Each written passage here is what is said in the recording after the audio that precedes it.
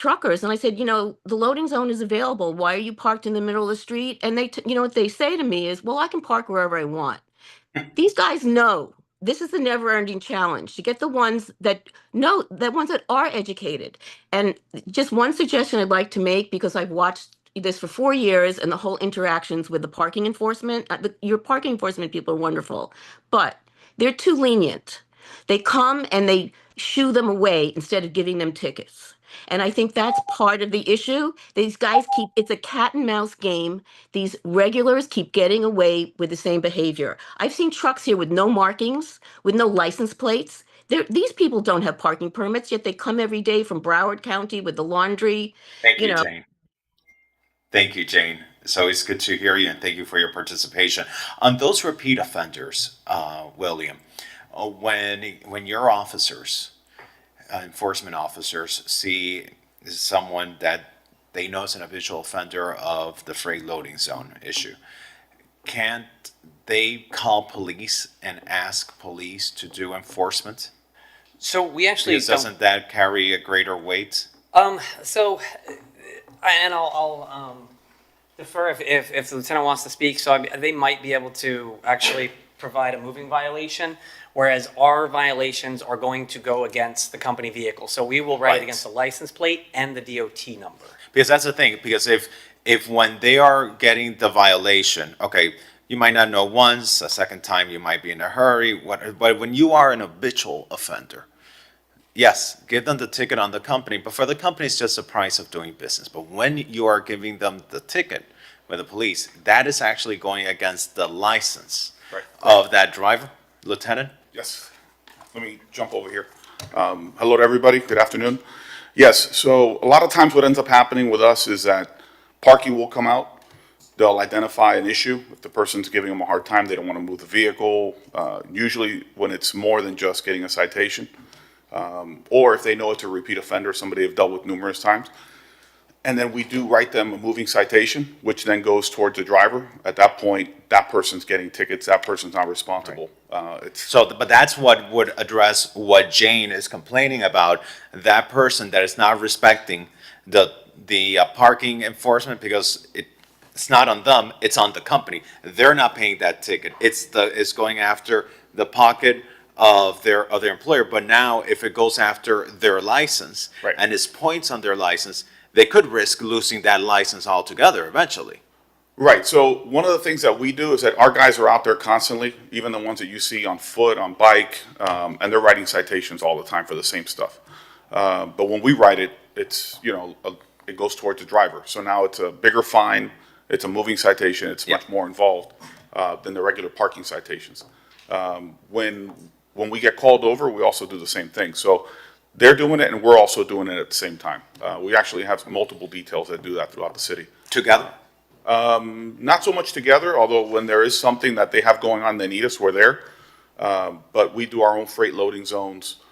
We have, like our motormen do a lot of freight loading zone details alone. We have our officers are doing them as well.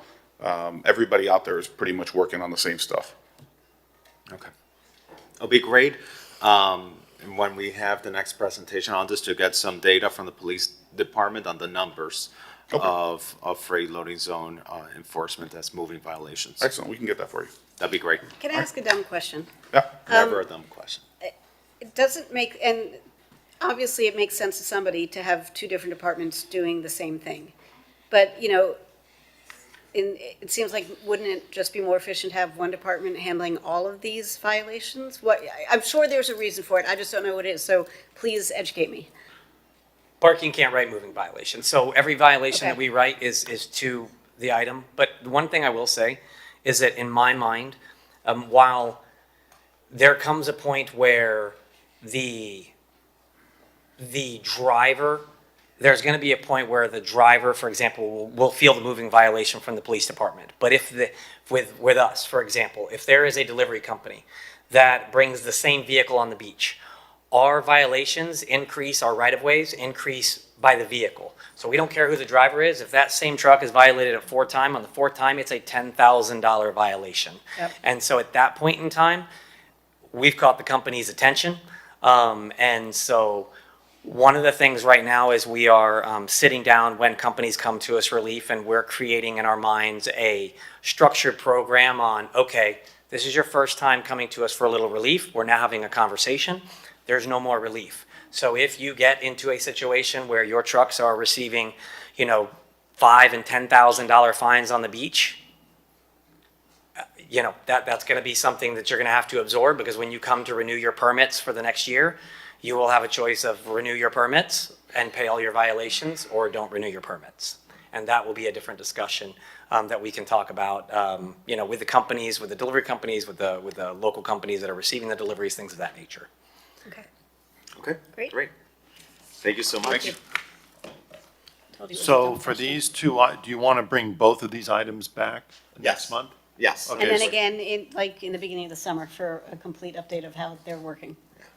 But I'd love to bring back an item to look at the times for the freight loading zones, and if we know what are hotspots, if we could, maybe there would be a way to get like a heat map of what are those areas where we have the highest amounts of these violations by day parts, and see, maybe that could lead to some sort of recommendation on the hours for these freight loading zones. Yeah, I mean, the tricky thing on the hours is that if, in so many parts of our neighborhood, they're mixed use, right? So they're residential right adjacent to. And in theory, 7 o'clock should be fine, but if the trucks are queuing up at 6:45 and backing up to get back into the thing and idling their refrigerator truck motors and all that stuff, and nobody really wants to be woken up to that by at 6:45. I'm not that concerned about the earlier time. What I'm concerned is about peak hour, rush In the hour afternoon. traffic. Yes, I'm concerned about the morning time because we know that is affecting our residents' quality of life. I've heard it from South of Fifth, and I've heard the same complaints where you've been addressing the quality of life issues at the Deco Plage. But the other complaint that we obviously know of, and we all Yep. have experienced it and have sit in that traffic, is the peak hour traffic. Which that becomes not only a quality of life issue, it becomes a safety issue when our roads become clogged because you have Cisco making a delivery. Cisco. What's that? I said poor Cisco. Poor Cisco. So, yeah, so we could try to bring that back. Do you think next month is sufficient time for you? Do you need 2 months? I will always defer to a little bit more time, Commissioner. Sure. Just Let's so bring that it way. back in 2 months. Appreciate that very much. Yes. All right. Thank you, William. All right. And with that, we can go to item number 5. Okay, item number 5 is consider amendments to the land development regulations to establish a temporary deregulation initiative to activate vacant retail properties and fill spaces along commercial corridors such as Lincoln Road, Washington Avenue, 71st Street, and Collins Avenue in North Beach. This was a dual referral to the planning board. So this is an item I've placed on the agenda because I am very concerned about the conditions of retail, of the retail environment on Lincoln Road. The businesses are suffering. And it's not even that the businesses are suffering, the businesses don't exist how they should be existing. I think we would be having a good problem, ironically, if we could say the businesses were suffering. Well, no, the retail is empty. And we need to think creatively outside the box on how do we help businesses fill these empty spaces. And, we've heard from people over time about issues having to do with permitting. We've heard with issues having to do with fees. We've heard with issues having to do with process.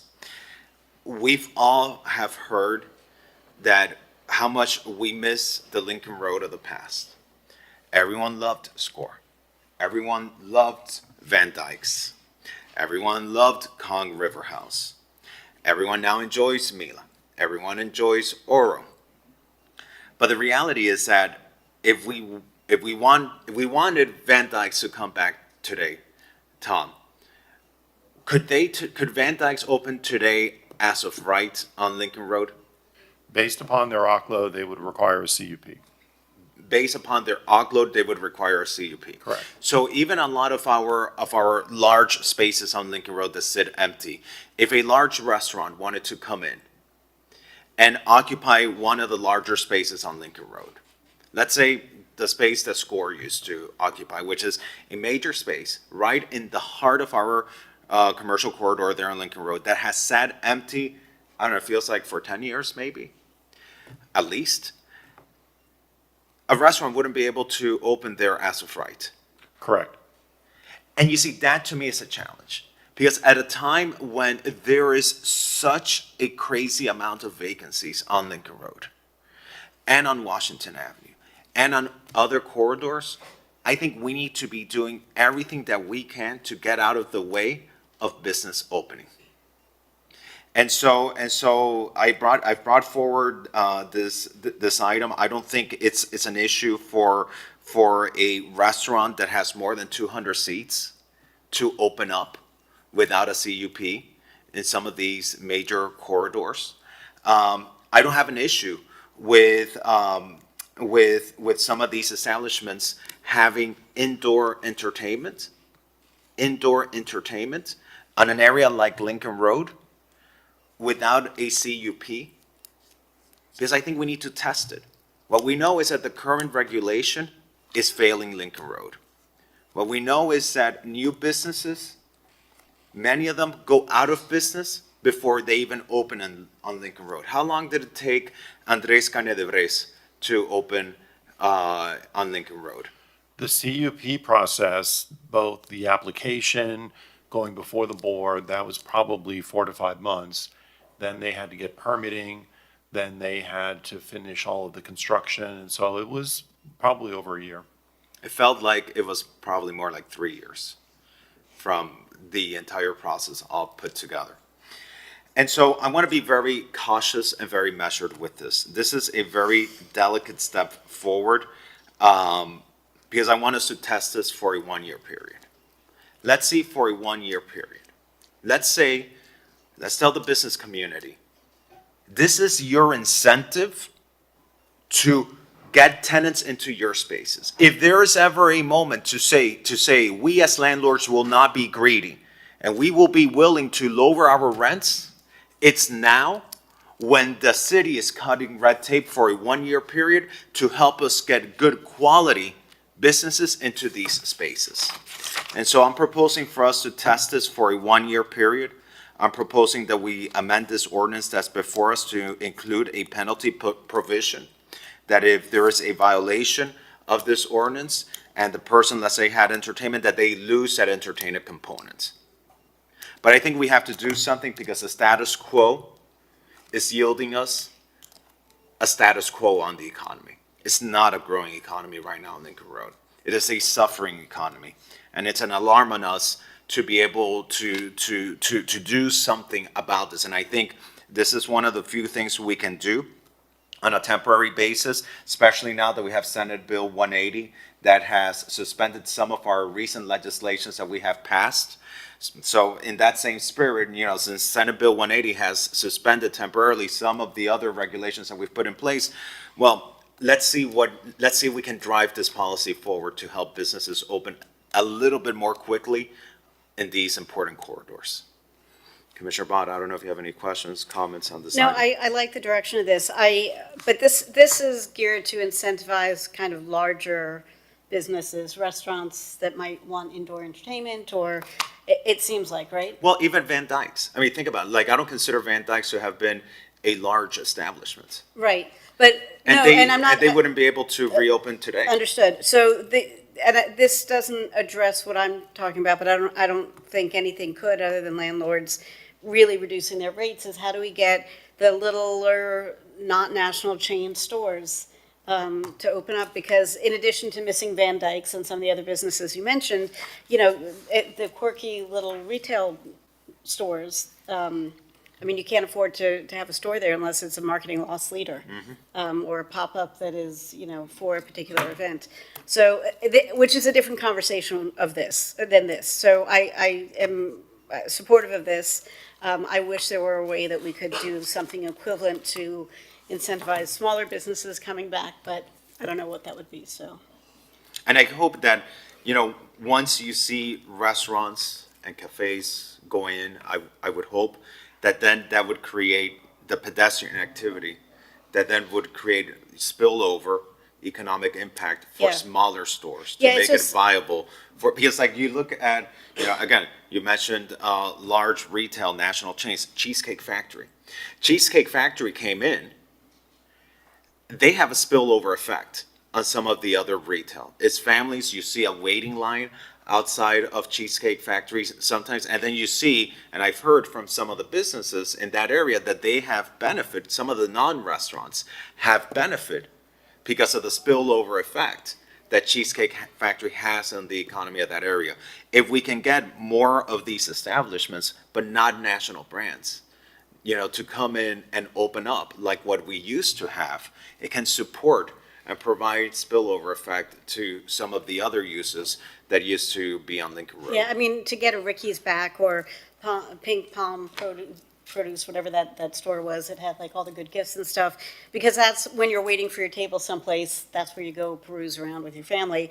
And, I love having multiple restaurant choices. That's great. And places to go hear live music is always fantastic. But, we want to be able to offer on Lincoln Road something to do other than to eat. So Of course. I am supportive of this, and, anybody who has ideas other than holding our landlords' feet over the fire to drop their rates, I think that's our next wish. And again, the goal is to test this for 1 year. Let's test this for 1 year. If anyone that uses this ordinance to open up on Lincoln Road through an expedited process without going for a CUP is found in violation, let's include in the policy the penalty of losing the privilege, and then they will have to go and get the CUP as a penalty at that point, but not make the CUP the requirement to get their foot into the door, because we're just putting businesses out of business before they even open up. And just to make clear to anybody listening, this is not that you would open up and you would only be able to be there for a year. No. It's that this window of opportunity is for a year, and then once you're there, and as long as you're a good operator, you can stay in perpetuity. And that's how it becomes an incentive to Right. the property owner to say, now that the city of Miami Beach has given us this 1 year window where they are waiving some of these requirements and cutting some red tape, is our incentive now then as private property owners to encourage us to get our tenants in there, because they'll be able to open up quicker, especially when you consider that some of these tenants oftentimes, not always, but oftentimes they're wise enough that they're able to negotiate, okay, you pay a lower rent until you get your approval from the city, so the landlord knows, okay, this is the time while this expedited approval process is in place to get my tenants into this commercial space. Are there members of the public wishing to speak on this item? Seeing none in person, seeing none in Zoom, can we show this item adopted by acclamation as amended? I'll move it. All right. Let's show that adopted.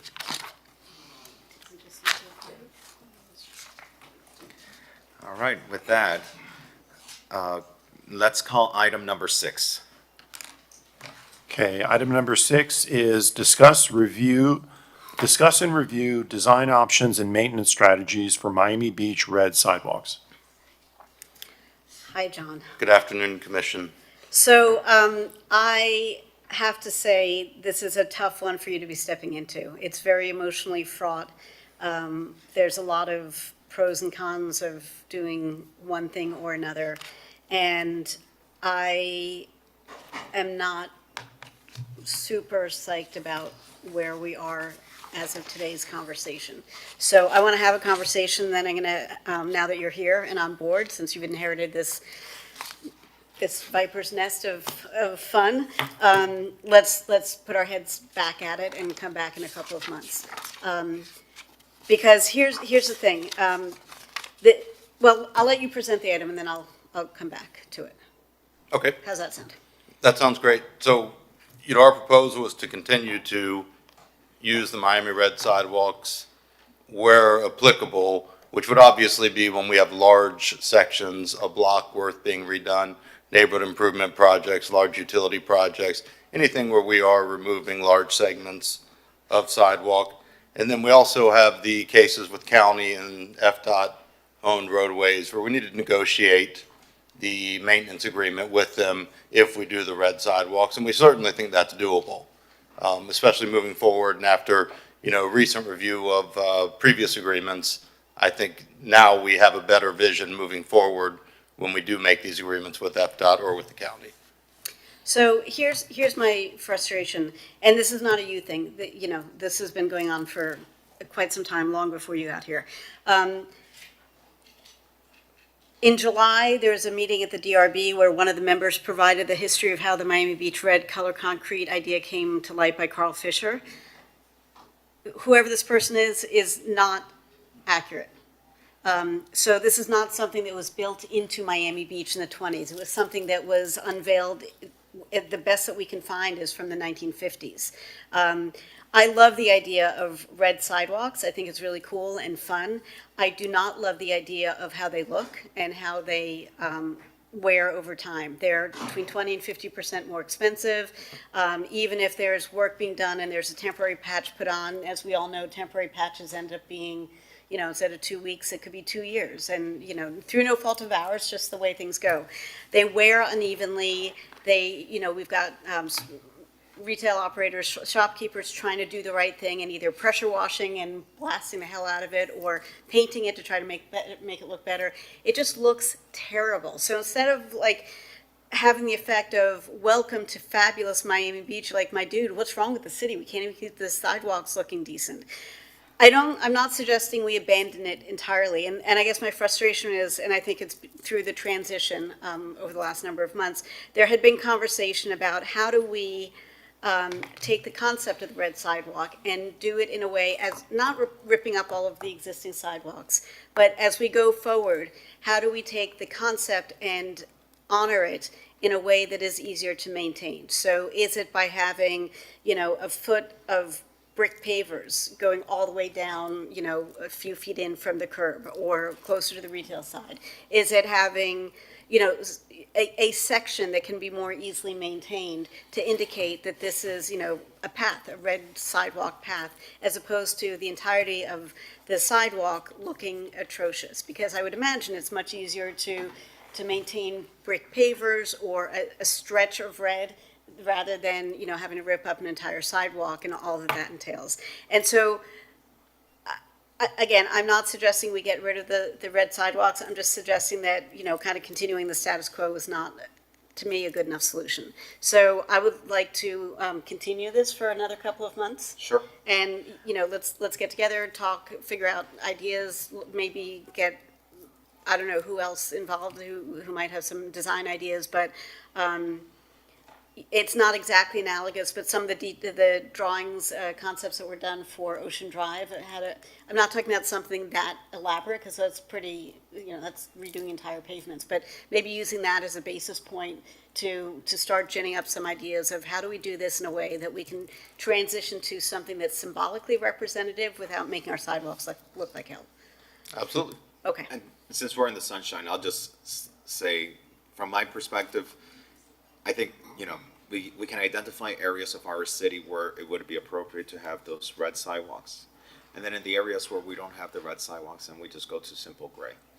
I think that the combination, and though I like the idea of the combination, the thought behind it of having, a strip of red or a strip of a brick combined, I think it just, these are sidewalks that have work done. There's utility that run under these sidewalks. And so I would just say, just the simplicity of it. The focus should be ultimately on the architecture. That is the focus, the architecture of our city, not necessarily our sidewalks. And I think we can go in a simple approach, identifying which roadways and which districts should be red, and identifying then which areas should just be the more efficient and easier to maintain gray. Yeah. I mean, if the desired effect is to make Miami Beach look really special by having red sidewalks, and the actual effect is to make Miami Beach look really run down by having red sidewalks, something that doesn't make sense, and it's really not worth doing because it's expensive and it's not providing the desired outcome. So, so that's my wish. I'd like to give you 2 months. Does that work? Okay. No, that's fine. That Okay, works out so good, and I October, appreciate the guidance. November? Sounds good? Okay, Thank you. There's Thank no you. November meeting, so it'll be the one after November. okay. So December. you got even more time. All right. With that, any members of the public wishing to speak on this item? Seeing none in person and none on Zoom, we can proceed to item number 7. We're just clicking along here. We sure are. Okay, item number 7 is discuss the North Beach Water Quality and Park View Canal Report. All right. I see we have Amy Knowles, our Chief Resiliency Officer, to give us an update. Okay, well, good afternoon. Amy Knowles, Chief Resilience Officer. I'm here today to give you an update on how we're doing with Parkview Canal. It continues to be a really significant priority for us. I'm joined today by our new Public Works Director, John Norris, as well, and we're happy to give you a joint update. We have 15 items in the memo. We have a lot of initiatives that came out of the presentation from March when we were up here for about an hour and a half going through all the many details of the most recent report. Amy, you shouldn't tell us that, because now we're going to want to make you break that record. Okay. I'd be happy to. But I'd be happy to go through all 15, or if there's any priorities you'd like to hear about, we can do that as well. Hopefully you've been receiving the weekly LTCs being sent. We just released another monthly update to the community, and we're doing everything we can to get the word out. Have we completed the relining and the repairing of the cleanouts at Biscayne Beach Elementary? Yes, so we're very far along. We should complete this weekend. What they had to start with is they have to first clean the lines, which that's all been completed, 100%. They need to add cleanouts for access and for future cleaning of the lines. They've done 13 cleanouts. That's 100% complete. They had 4 point repairs. Point repair is where you have a break in the line that they actually have to dig up, so that does take additional time. All of those point repairs have been completed, and they have completed 700 linear feet out of the 1,290 linear feet that needs to be lined on the property.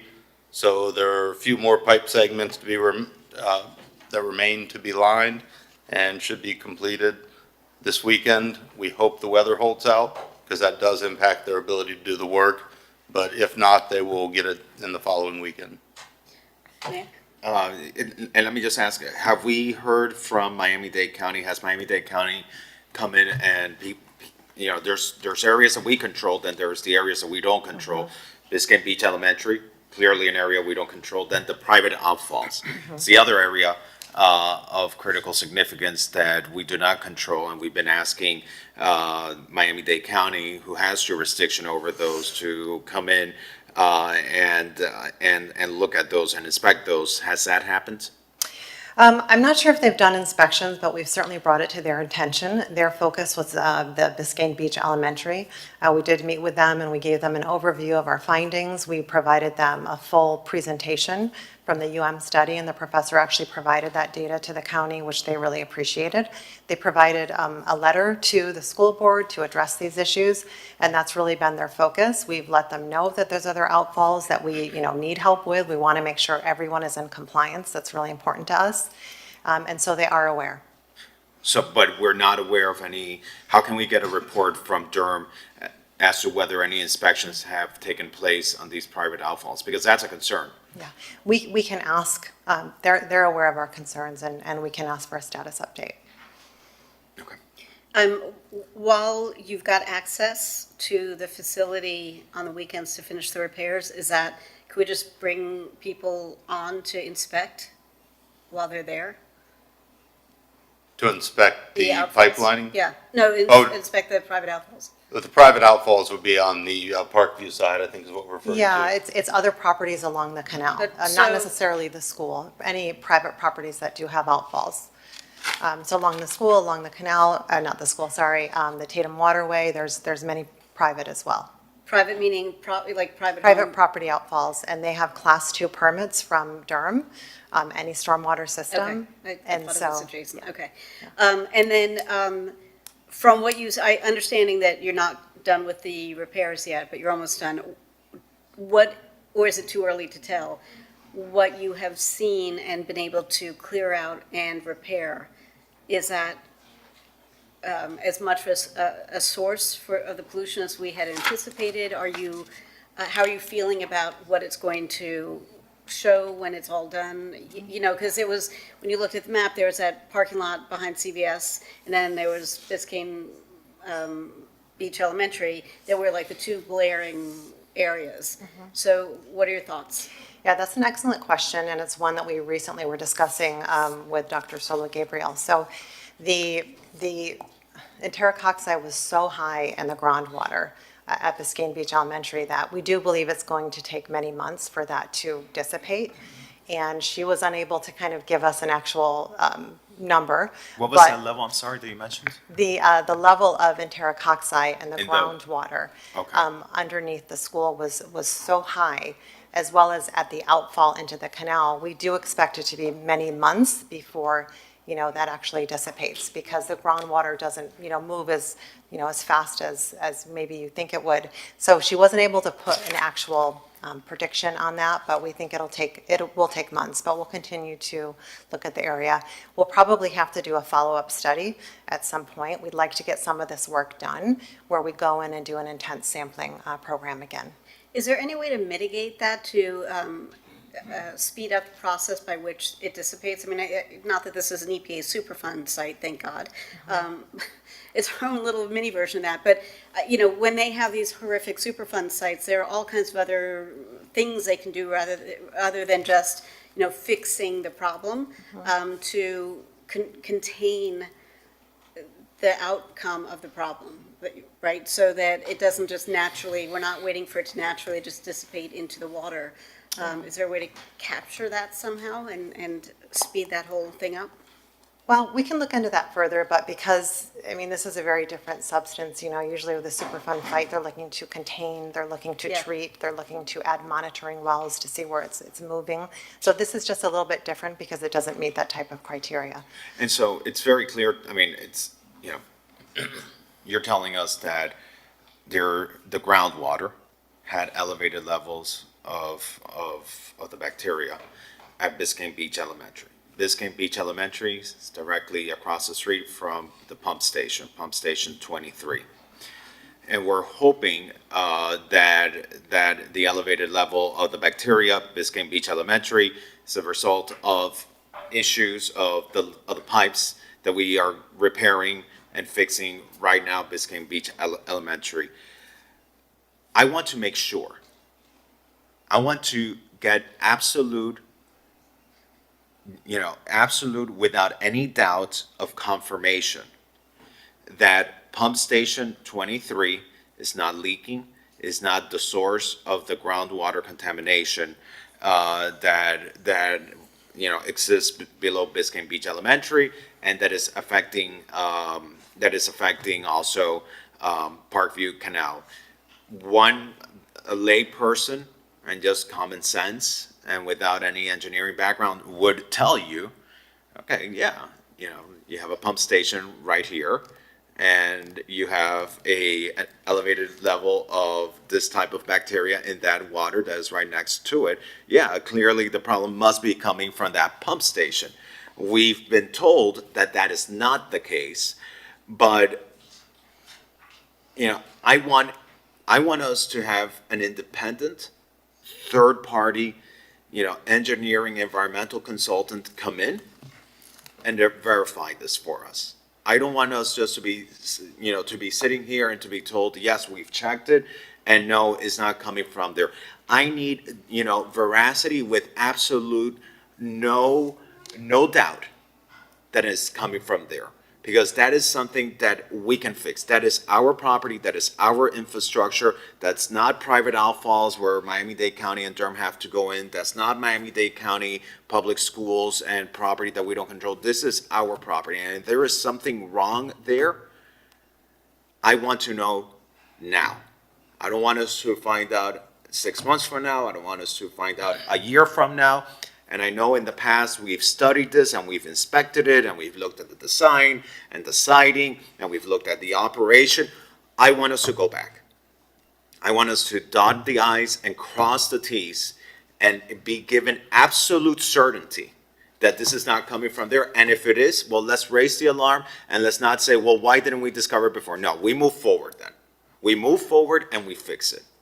And so our new Public Works Director, guide us on this because I want absolute certainty. So we have already engaged Hazen Sawyer, who's one of our continuing service consultants. They actually reviewed that pump station in 2018, and they came up with a list of things that would need to be updated in the future. In 2023, we lined the wet well. The wet well is where the sewage sits, and everything is pumped from that wet well and pumped through a force main.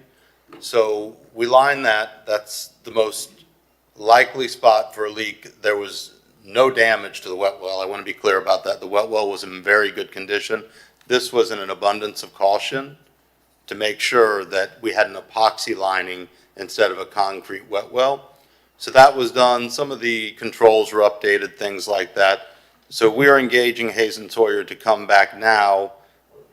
We are 7 years later, and go through that entire system, including the force mains that come from the pump station, the gravity mains that come from the manholes to the pump station, and give a comprehensive report on everything, just to clear everybody's mind and make sure that there is nothing coming from that pump station. Okay, which who's we're doing this confident. analysis? Hazen and Sawyer, they're one Is of this the same company that did the analysis in 2018? they did the initial analysis. Okay, I want an independent. I don't want the same person that did the first analysis. I want to have Okay. absolute, total independence. And I want us specifically to look at that wet well system. And I want us, just to make sure that this being located right next to Parkview Canal, that this is not the source of it.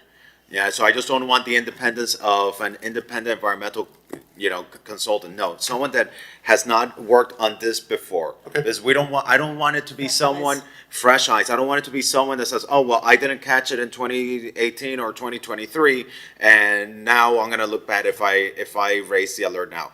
Complete new, fresh eyes. And if there is an issue there, let's sound the alarm, let's fix it, let's not look for blame, let's not point fingers, we just move forward from there. But I need the absolute and the total certainty that this is not the source of the contamination. Understood. Thank you. Have we done any more water quality testing in this area? We do monthly testing as a city, but we haven't done another intense test with yet. Right now, they're focusing on UV disinfection, and we kicked that off last week. So that's their focus at this time. We wanted to give a little bit more time for the repairs and more work to happen with Biscayne Beach, and then I think it is advisable to do another in-depth study with the professor. How much Please, yes. time do you think you will need for there to be enough dissipation of the groundwater at the school to make it worthwhile to have Dr. Solo Gabriel come in and do another intensive study? 3 months, 6 months? Yes, it's always advisable to do this in the spring. A couple of reasons, that'll give us a nice amount of time. Two, we can get a scope ready with her. She has students available, which really keeps the cost down for us as a city, and it makes it a much more robust, I think, study. So doing that over the summer with them is always a good time. It's rainy, so honestly, the water quality is worse, and we're seeing impacts from different areas, so it's the best time to do it. In the spring? And yeah, spring, summer. Okay. And so we're doing water quality testing, you said on a monthly basis? Yeah, just monthly. That's throughout the city in relationship to our, our stormwater program. It's just background sampling. Okay, but we have an emergency in this area. I consider it an emergency. It's not a declared emergency, but I think it's an emergency what we have going on in this area. I think, Mr. Manager, we need to be doing weekly testing here to better understand what's going on, not just for us, but also for the public. I want there to be official data from the city telling us what is the bacteria level in this area. What do the monthly testings tell us? Well, they've actually shown over time, since 2020, we've seen a lot of improvement. And the worst years were 2020, 2021, and it's gotten better since then. So we take a look at the number of the average, the median, the min, and the max. We take a look at the number of times it would have exceeded the Healthy Beaches standards. So things have been improving since that time. What does the latest numbers tell us? Let's see.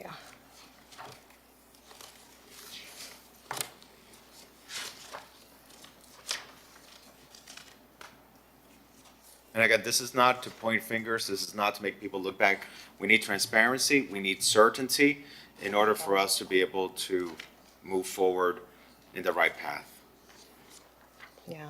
So I don't have the latest one with me. I do have the average year-to-date at 268, most probable number units, and the median That's at what's supposed to be at 121. 70, right? Yes. That's a Well, healthy those one. are the beach standards, not canal standards. And for the canal, what's the standard for this? We don't have standards for canals, so that makes it a little tough, but we do utilize the FDOH. We look at that, We as a need to use benchmark. beach standards because we know that people go into this water, so I would imagine the beach standards is what's safe for people to swim in. Well, it's interesting, the research that was done to establish that. It is about, it's a standard that about 3.6% of people can get a gastrointestinal disease or otherwise. It's sort of a safety standard. That's how the 70 MPN was created. It's an acceptable, level. Then the more bacteria you have in the waterway, the more likelihood of getting maybe something. So it's just a certain standard they use for beaches, and it's established because there's a lot of flushing for beaches. Okay, and so this 268 MPN, that's the median year to date? That's the average year-to-date. Okay, and what was it previous years? I need to know, like, what does that compare to? Sure, and year-to-date, and also note, we just started the rainy season, so expect that to go up. 2024 was 614, 2023, we have 149, 2022, 260, 2021 was 2,905, 2020 was 3,199. Okay, all right. I need these numbers, I'd like to have these numbers included in our weekly Operation Clean Water updates. And I want to make sure that we do more frequent testing than once a month. I think we really need to know, if you have a child that's sick at home, what do? You're constantly taking the temperature. This is our sick child. And we need to be on top of the metrics to have clear certainty of what's happening. And Mr. Manager, how long is it going to take us to retain an independent company to do a full and complete analysis of Pump Station 23? And let me make it very clear. I would much rather them determine that that is the source of the contamination than for them to tell me that it's not, because at least then we know what is a clear source and we can take action to fix it. And so that's what is determined. I want to know it. We need to know it, own it, move forward, and fix it. So how much time will it take us to be able to retain a company? I think we have companies on board that we can work with, so I think that's something we can probably turn around in a couple of weeks at the latest, get a proposal, come to an agreement. We should be able to get a proposal very quickly, and then once we see the scope, we'll understand how long it'll take them to give us a report. So I think we can have them on board Weeks. within 2 weeks or less, hopefully, get them on board, up to speed on what they need to do, and then get them going. We will know how long it's gonna take them to look at it once you're able to sit with them and explain what the scope of work is gonna be, so they can Do tell you need us. action from the city commission in order to do this? I don't think we need any action. You don't need action? Okay, all right. And by when can I get an update at this committee? Our next, you guys can give us an update in our The weekly. weekly memo. Right, we're actually have one that we'll be issuing tomorrow. It will not have this update, but the one next week will capture what we discussed here today and what's been requested. Okay, and I think we need to have full transparency on the contamination level. I think we need to have weekly testing, and we need to be publishing those test results on a weekly basis. I think we know that there is a water quality issue there, and we need to be on top of that, and we need our official readings from the city. Is that possible? Well, if I may, Commissioner, we would need to look into our agreement with Miami-Dade County. We piggyback on their contract. It's a monthly sampling that they do for Biscayne Bay. So we have to just take a look at that, make sure we can add additional weeks, and we can go ahead and work on that. It would also need additional funding, and it's paid for out of the Stormwater Fund, and we can look into that. Nick, if we need to put this on the agenda for for Wednesday? Because I think, I don't want to wait till October to say, let's start looking at, more frequent testing, weekly testing. Can we get an item on the agenda for Wednesday? Yeah, the administration could add it as an addendum. David, can we get that? I'm sure we can come up with something so that this happens, whether it's the item or some other way of getting it done. Okay, all right. I have a question. Yes, Commissioner Wong. Amy, is there a sense, because I know Surfrider does testing in a lot of the places that we're concerned about, obviously.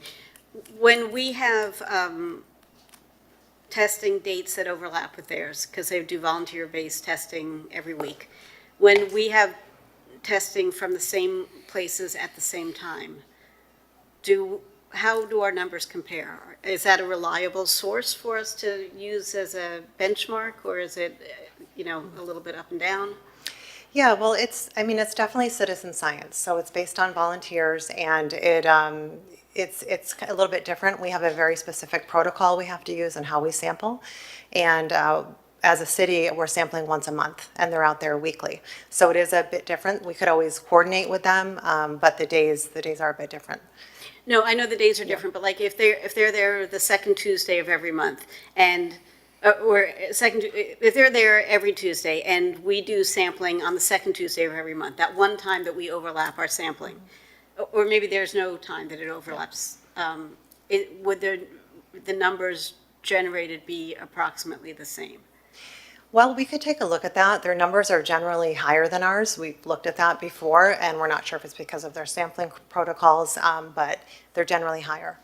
When we go to weekly sampling, it would be very interesting to me I think to our residents, more importantly, to determine if we should be using the Surfrider data as sort of a trend line metric, so directional, as opposed to, if it's overstated by a factor of 10, we should know that. If it's not, if it's analogous, we should know that too. I mean, I know the protocols are different. I know we do it on different days, but if we can find a way to sync it up and figure out what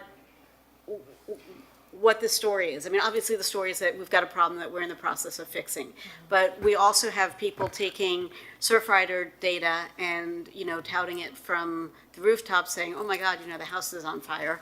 And if that's accurate and it meshes up with ours once we get into an analogous sync, then that's fine. If there is a differential, by a factor of X, I would like to know that too. It doesn't make it bad. I think it's very useful. Obviously, that was the first thing that we turned to. I remember designing a logo for a handful of volunteers to start this Clean Water Initiative in 2020 before the city prior director, not you, kept trying to tell me, no, it'll clear out. It'll be fine. It's fine. We just need 3 consecutive days of testing. We're like, yeah, no, that's not a good thing. And- So I do appreciate what Surfrider does, and they are very important. I'm not trying to discredit them at all. I don't want that to be the takeaway. I just want to know if we've got something that is analogous and useful, or it's different by a factor of X, so we'll know that and use it accordingly. And clearly, anything over 70 is our house on fire.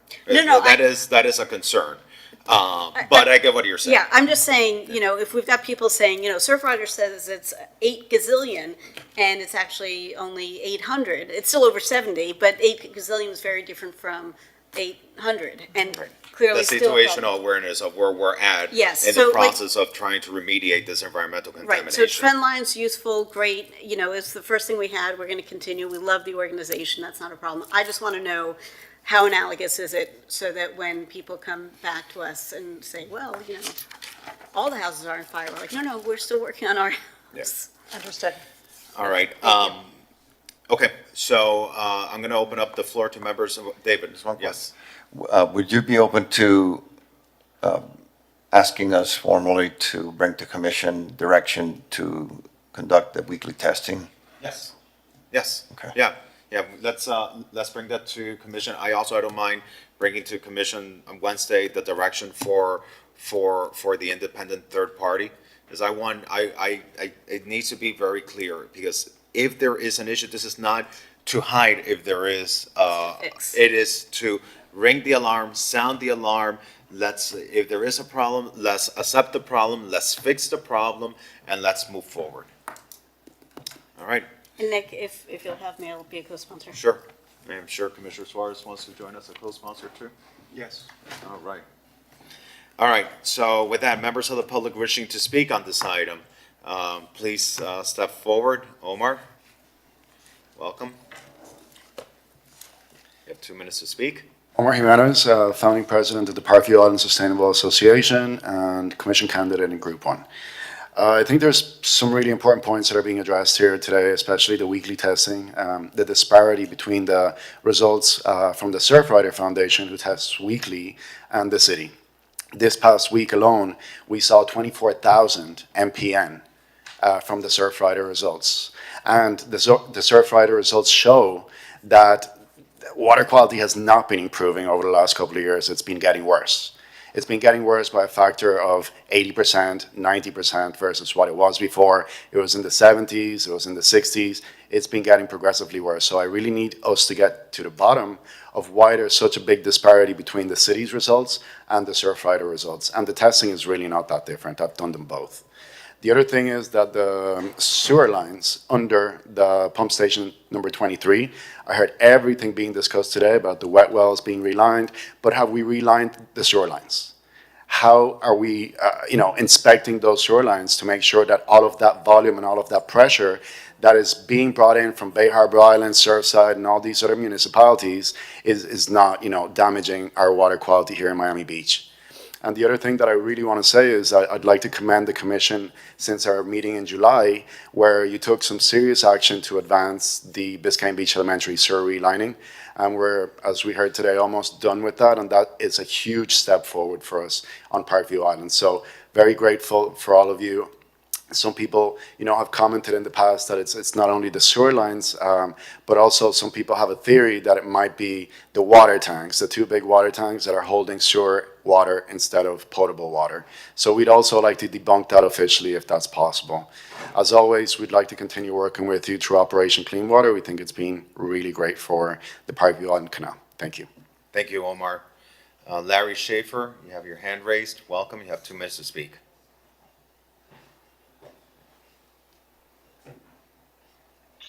Hello, this is Larry Schaefer, 233 81st Street, and this is the first time I'm going to announce this, but my new organization is People Opposed to Ocean Pollution, or POOP. POOP is planning protests against this government and the employees that we think are delaying and making excuses, waiting for studies and taking a casual approach to this whole thing. POOP is here because there's poop in the canal and there's poop in the ocean. I mean, you're going to hear from us until it is gone. I've been an advocate in this city for a long time, and now, because of this water, you've made me a sign-carrying, yelling activist. I've been damaged. I've had tinnitus, I think is permanent. I had hearing loss and blood coming from my ear from swimming in the polluted oceans. And I have a question. When is Miss Knowles going for a swim in the Parkview Canal? Seriously, is that at the end of Operation Clean Water?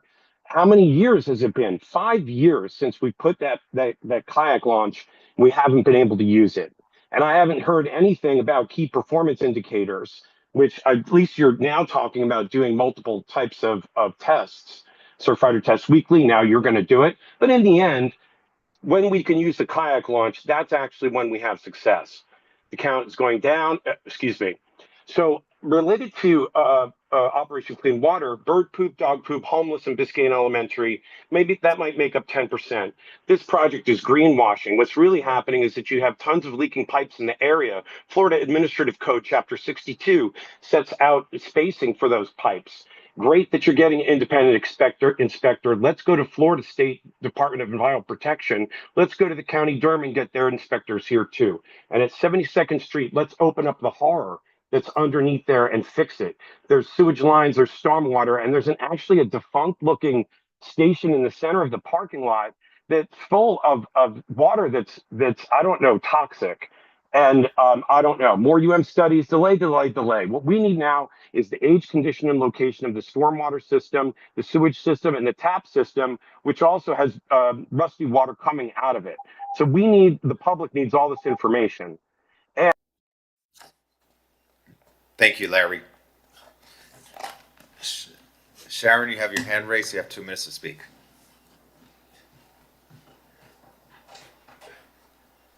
Hello, Sharon Weiss, 233 81st Street. I just want to say I think it's useful for the weekly testing, the site comparisons. Those are all really useful tactics here. But I would also like to suggest, if this has not already been done, that we we don't just try to solve this problem all on our own. We should be, if we haven't already done so, we should be reaching out for assistance, financial and otherwise, from the county, from the state, from Durham, and from our neighbors whose sewage flows through our city. I don't know which of the neighboring municipalities have sewer pipes that join up with ours, but I'm sure that's something that Ms. Knowles and other people for the that work for the city know. We should be reaching out to them. We all use the water, and we all should be working towards a solution. And let's not try to take this all on ourselves. Thank you. Thank you, Sharon. Seeing no other members of the public wishing to speak on this item, Commissioner Bond, you're recognized. I have a couple of questions. So, it's not the first time we're hearing about the water, the storage tanks up in North Beach. Where are we on that? I'm sure somebody's looked at them. I haven't, but I'm sure somebody on staff has. And can we just address that and clear that? So I want to be clear, those are potable water tanks for a potable water booster station at that location. Those have nothing to do with sanitary sewer. Okay. We have never done a aqua infrastructure study of North Beach. And it was something that I proposed at the commission this year or at the end of last year, and it was accepted, and I believe it's going to be funded in our budget process. So presumably, because it's not yet funded, we have not yet started anything yet. Like, we haven't even talked to a vendor. I mean, because I think a lot of this will, a lot of these questions will be answered when we get to understanding what the state of all of the pipes are all over the place and where they connect to other municipalities. I mean, I know a lot of us in North Beach are terrified of what happens when we start the 72nd Street complex, because who knows what we'll find when we open that up. When the budget passes, so October 1st, how long will it take to start that project? Through the chair, the funding for this project was one of the items from the Deauville developers agreement. So that would provide the funding. I can't tell you, as I sit here, exactly the time frame. I forget what the milestones were, and if you remember, Tom, as to when that particular funding would become available. But I know it's going to be relatively soon, the next few months. And at that point, we'd be able to begin the process of engaging a consultant to perform that task. But can't we already just start on the scope of work and just get somebody teed up, and then we can cut the check once we have the funding? We can do that. We can, depending on the magnitude of the work, I think that we can do that through one of our consultants, because of it's less than $500,000, which is the threshold for being able to do a study. So we should be able to have a proposal, have it ready to go, for them to understand the scope, and as soon as we have the funding, we can press go. Or even, we pay for it and just reimburse ourselves. We can do that also. So I would like to do that. I would like to start the process now. We know the money's coming in. Like, let's get the scope going. We've got the money in a bank account someplace. We can pay the bill and then reimburse ourselves when we get that from the developer. I'll discuss that with the CFO to better understand the way to do it. There might be some funds within Public Works, I don't know that, for this particular task that can be upfronted and then repaid, so we can. Do you need anything from us legislatively to make that happen? You need direction? I think if we can add to the other couple of items, if we can add to explore how to pay up front this study and then be reimbursed later on when And start it immediately, start it immediately. not waiting Yeah. for next year. Yes. And then. So we can put that as part of the item that we're taking Wednesday, Commissioner Bond, to the commission. So we have a Yeah. comprehensive item. So, then once we push play, how long will that take? Because, you know, these conversations keep happening, and there are people, you know, none of us really understand what the pipes look like because we've never looked at them. And so the faster we can either say, yep, we have this huge unknown issue, or nope, thankfully, we thought this might be a problem, but it's fine, or whatever comes up in between. But like, we need to get to it. Yes, I don't know that I have that answer. I don't know that, John, that you've been able to look at that since you've been on board in So terms of. I'm not familiar with the study, I will be completely honest, but. But it's because it doesn't exist. So Okay. don't feel bad about it. So there has been a lot of pipelining going in. Part of that process is doing CCTV and cleaning these lines to identify the deficiencies. So when they do line it, they know exactly what they're doing. So we know a lot about a lot about the condition of the lines in the area and throughout the city because we have been lining these pipes for years. So I just want to make sure everybody understands that the contributing area to pump station 23 has all been lined. So these are basically in like new condition with an epoxy and fiberglass liner. So we are confident that the gravity sewer lines that are conveying sewage to pump station 23 are in good condition. So I hope you're right, and that's great. And that's something we've been working on for the past 4 years, that we started funding. 2.5 million in funding for that. Right. I remember that's what you taught me about, and we started funding that back in 2022. So, no, I and that's think. great. Like, the best news Yeah. would be, we do the study, we're like, you know what? We're fine. Great, that's money well spent. But the other thing is, you know, we have a huge amount of development happening in town center that is newer, that, because it hasn't been built yet. So even though that we've got pipes that are being lined, we don't know how that's going to affect all the additional weight of the buildings, all that stuff. We've got, I don't know, 3,000 units coming on in North Bay Village. Like, we've got all this other stuff that is different from where we were 5 years ago. So the sooner we can get this done, because not only will it tell us where we are now, but we also know what's coming on. Like 5 years ago, the 3,000 units at North Bay Village weren't even, no pun intended, a pipe dream.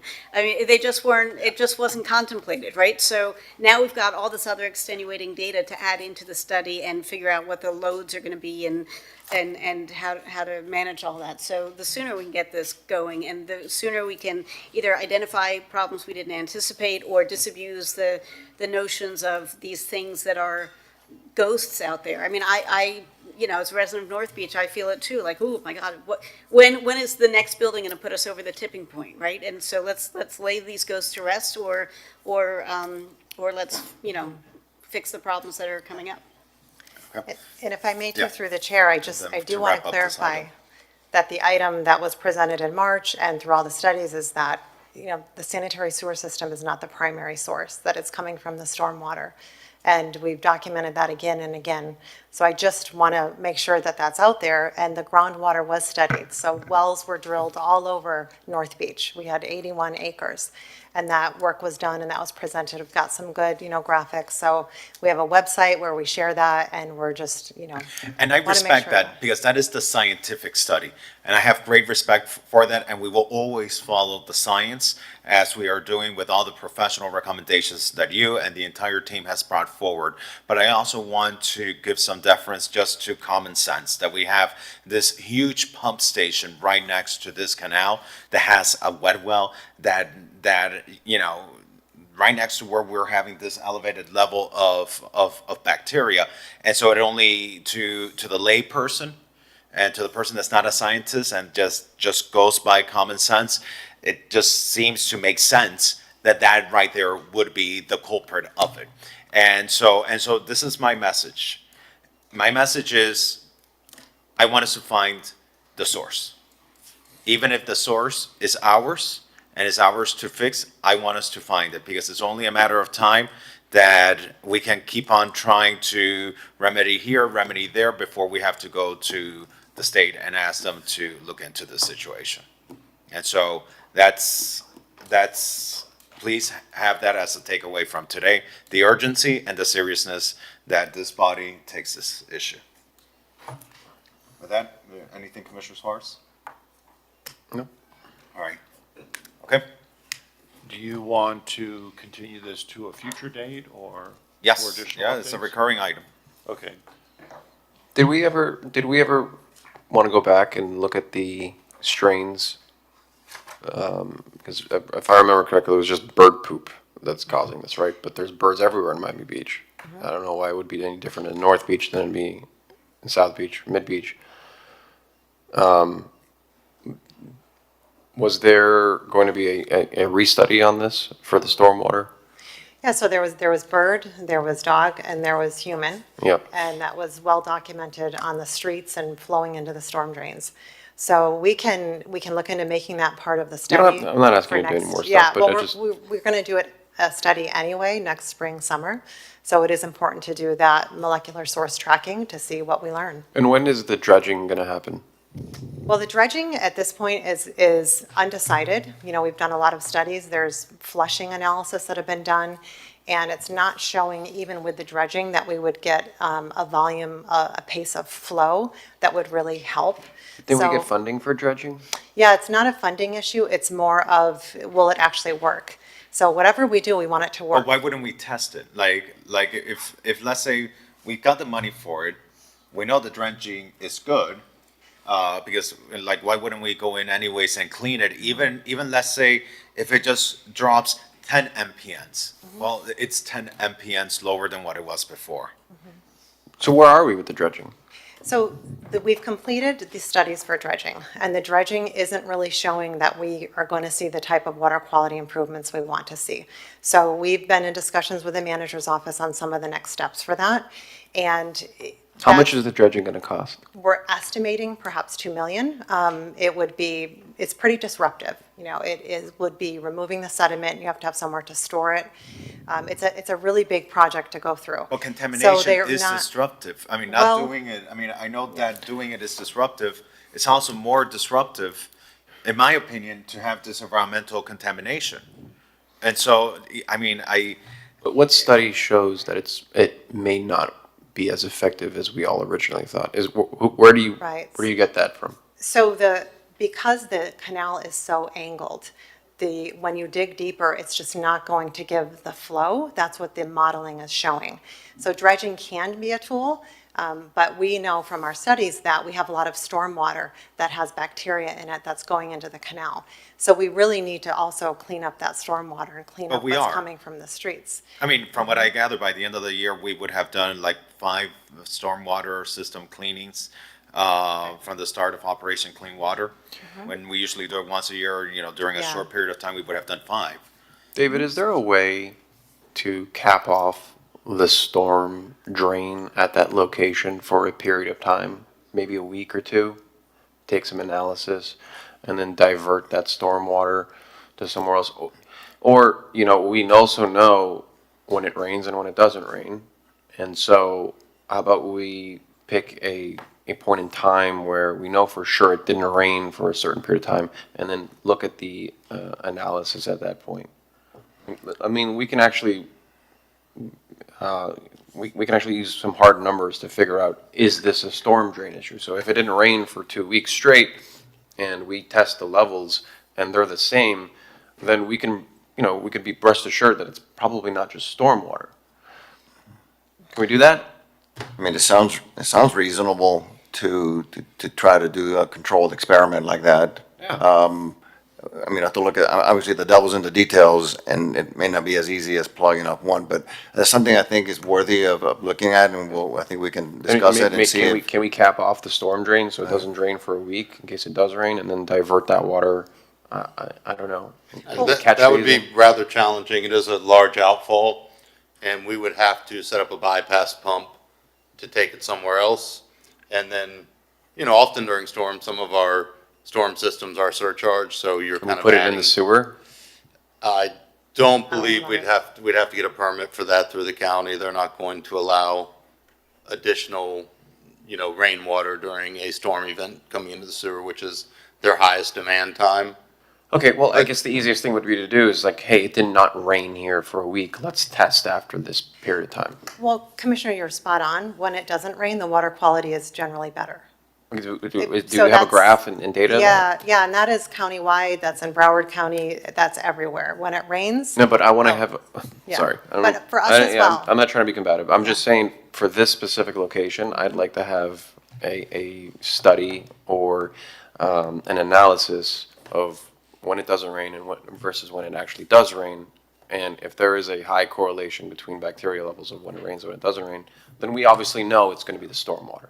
And then, and that's where the weekly testing is handy, because right now doing testing once a month, you can't narrow that down, but once we Exactly. start weekly testing, we can show, okay, this week there was heavy rain, bacteria went up. This week there was no rain, bacteria went down. Obviously, this, next couple of months, it rains almost every day. So it's not, we're not gonna be able to test that. But once winter comes around, we're gonna be able to have a controlled experiment of when it rains and when it doesn't rain. Yeah, and you're spot on. The study that we did, that we presented in March, showed that. It showed that in the dry periods, that the bacteria levels are much better, and when it rains, the bacteria levels are much worse. And that led to the conclusion that stormwater is the primary indicator of enterococci in the canal. Okay, so and I'm sorry, colleagues, I don't mean to beat a dead horse, and I know I just stepped in here, but if we know that this is stormwater that's causing this, and the data proves that,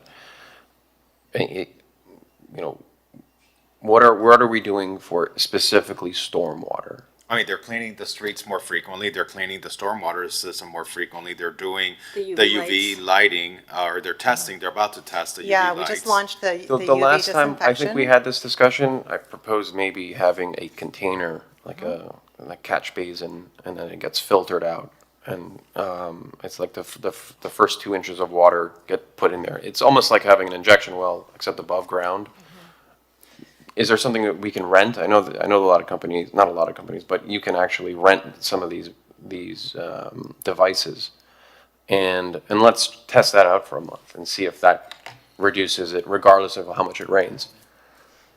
Yeah, so we actually have the permits issued for downstream defenders through Public Works, and that's going to remove like all the litter.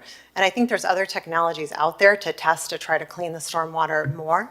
When the North Beach Town Center project goes in, it's going to have a much higher level of standards for stormwater. It's like a couple years away. It's a long time. So the challenge that we have is that this is an old stormwater system. It's 81 acres draining into this little canal, and it should have been designed that way many years ago. So But I David- think, David, to your point, can we get a device to do that? Yeah, And not have to wait for Town Center to be built? You're referring not wait till we have the downstream defenders begin construction. They're gonna be implemented in first quarter of next year, I believe, right? I think if I'm reading that correctly. The First quarter of construction. 26, those things will go into place. And there's how many? 7. 7? And that's to take care of every outfall that drains into the canal. Is that the intent? I believe so. Okay. So, Great. right, they've been ordered, and then they're supposed to go into place as soon as we receive them.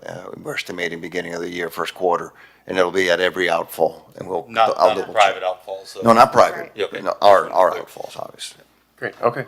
Commissioner Bott, and then we're gonna. Yeah, I want to go back to the dredging for a second. So I understand that the dredging alone won't effectuate the change that we want to see. That's based on the computer modeling. But is there a way to manufacture an increased current? It sounds like we're always going to have this recurring problem of stormwater draining into the canal and polluting. It will get much, much better with all the things that you're putting into place when we do the infrastructure underneath Town Center, for sure. But in the interim, can we do the dredging and also install some kind of, you don't want to jar the ecosystem too much, but just to speed up the flow of water by some small factor that would help clear things out. So maybe those things combined could make a difference that is worth the doing. And listen, and Omar, I'm sure you'd feel the same way. Having lived on Parkview Island, nobody's going to want to have the canal dredge. It's going to be gross and smelly and uncomfortable and noisy, and you can't use your It's a outdoor temporary space. inconvenience. But it's a means to an end. And so I don't want to dispense with it entirely, especially if there's a second piece of it that might get us to what we want. It'll be worth the effort. And if that's I don't know if you've contemplated that and dismissed it, or it's not been contemplated, or what the deal is, but I would like that to be something for consideration.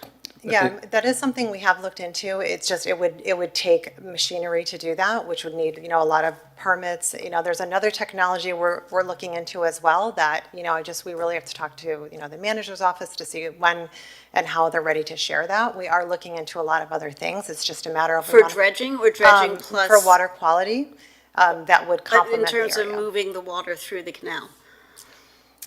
But she just said that Yeah. dredging is not necessarily going to Right. get the dredging flow is- that we Thank you, need. I heard. Thank you. But my question was dredging plus something that creates more of a current. So it's a two-pronged approach. Yeah. I think just dredging, can't- right listen, now, I dredging think is we still a can't. necessity.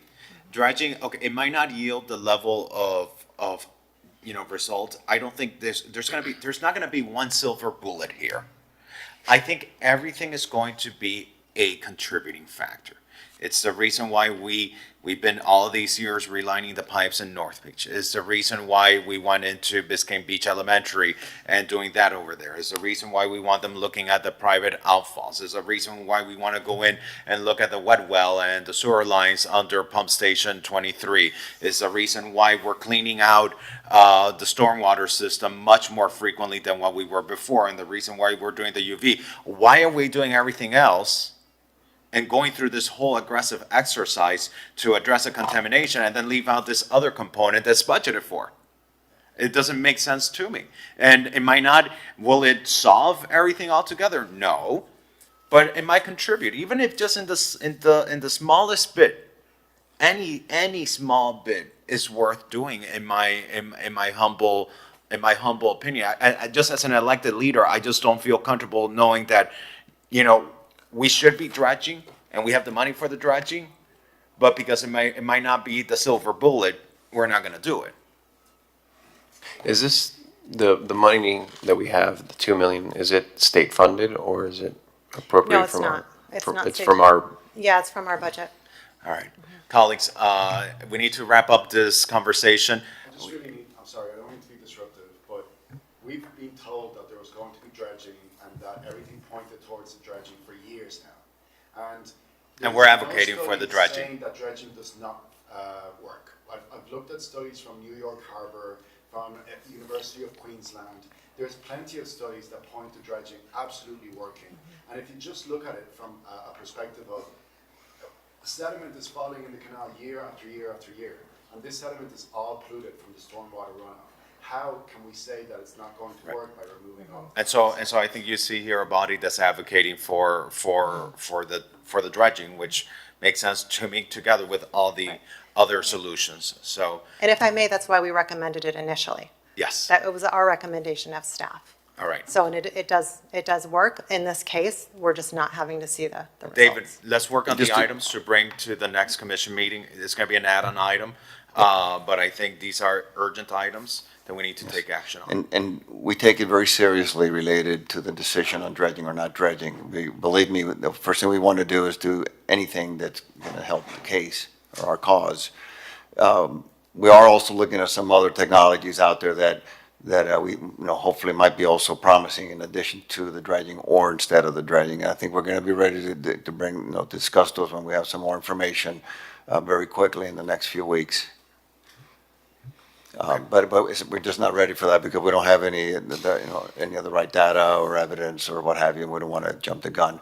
So I think what we're asking is just give us just a little more time before we pull the plug on the dredging. We're trying to be very careful with what we're doing here. We want to fix this quickly and do whatever we have to do. We're also trying to be fiscally responsible at the same time. I totally understand what you mean about spending any money to fix this is worth it, but we want to try to find the right balance. But I think we're want you gonna be to ready. understand, and I want us as a government to understand, being fiscally responsible, well, if our residents and my taxpayers' property value is being affected because of the water contamination, I want everyone to be assured, and you better bet that I'm gonna help them appeal their property taxes, and that's gonna affect us on the other end. Because at the end of the day, we represent the taxpayers. And so we have to be fiscally responsible to the point that we're not also affecting the lives, the health, and the investments of our residents. Understood. All right.